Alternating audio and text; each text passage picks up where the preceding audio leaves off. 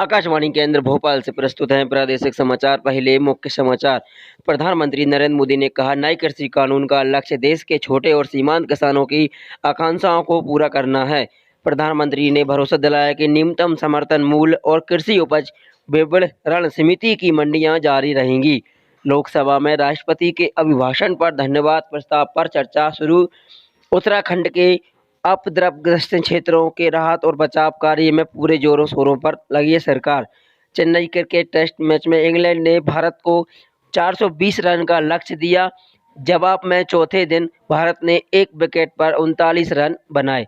अब समाचार विस्तार से।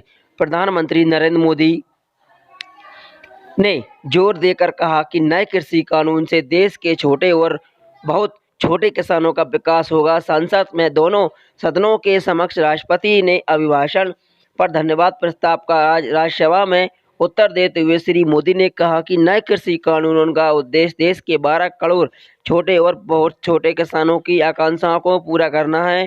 केंद्र द्वारा शुरू किए गए अनेक सुधारों और योजनाओं का जिक्र करते हुए उन्होंने कहा कि एनडीए सरकार अपने वादों के अनुसार गरीबों और किसानों को अधिकार संपन्न बनाने के लिए वचनबद्ध है। उन्होंने कहा कि 2014 में फसल बीमा योजना का दायरा बढ़ाया गया और किसानों के 90,000 करोड़ रुपए के बीमा दावे निपटाए गए, जिससे छोटे किसानों को बड़ा फायदा हुआ। उन्होंने कहा कि प्रधानमंत्री किसान योजना के अंतर्गत करीब 1,15,000 करोड़ रुपए सीधे किसानों के खाते में अंतरित किए गए हैं।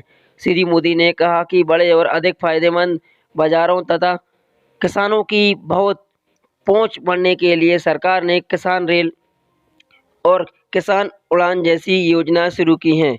नए कृषि कानूनों को वापस लेने की विपक्ष की मांग की आलोचना करते हुए उन्होंने स्पष्ट शब्दों में कहा कि इन तरह की बाधाओं से विकास के लक्ष्यों को प्राप्त करने में कोई मदद नहीं मिलेगी। उन्होंने कहा कि राष्ट्रपति के अभिभाषण पर धन्यवाद प्रस्ताव की सुमचुई चर्चा में विपक्ष के एक सदस्य ने किसानों के आंदोलन की वजह बताई गई। श्री मोदी ने कहा कि न केवल एनडीए सरकार ने बल्कि पूर्व की कई अन्य सरकारों ने भी कृषि क्षेत्र में सुधारों की आवश्यकताओं की बात कही है। पूर्व प्रधानमंत्री मनमोहन सिंह का जिक्र करते हुए श्री मोदी ने कहा कि उन्होंने भी कृषि के क्षेत्र में सुधारों की आवश्यकता रेखांकित की थी। श्री मोदी ने कहा कि आज विपक्षी पार्टियों ने केवल राजनीतिक लाभ के लिए अपने पहले के रवैये से हट गई है और कृषि सुधारों का विरोध कर रही है।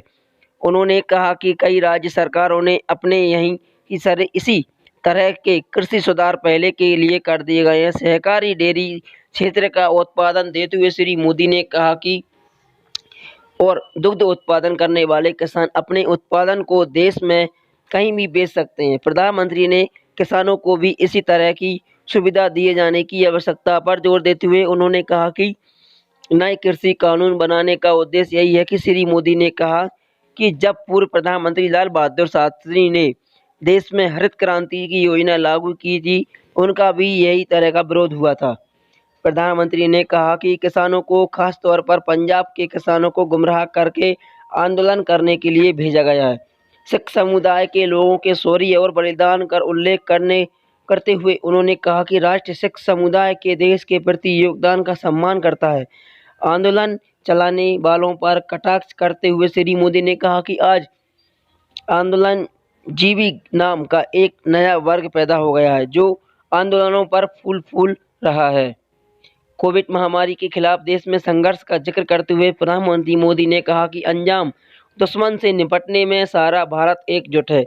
उन्होंने कहा कि जब सरकारी दुनिया महामारी के प्रकोप से पीड़ित थी तो भारत में तब भी विदेशी निवेश का सिलसिला जारी रहा और नए कीर्तिमान भी स्थापित हुए।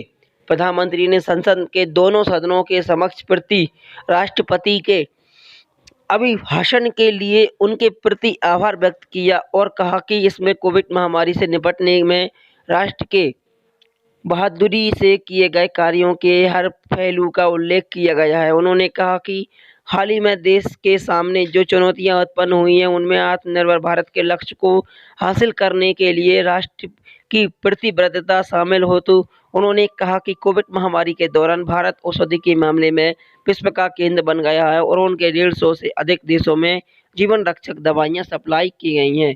आपका दिन शुभ हो, यही हमारी मंगल कामनाएं हैं।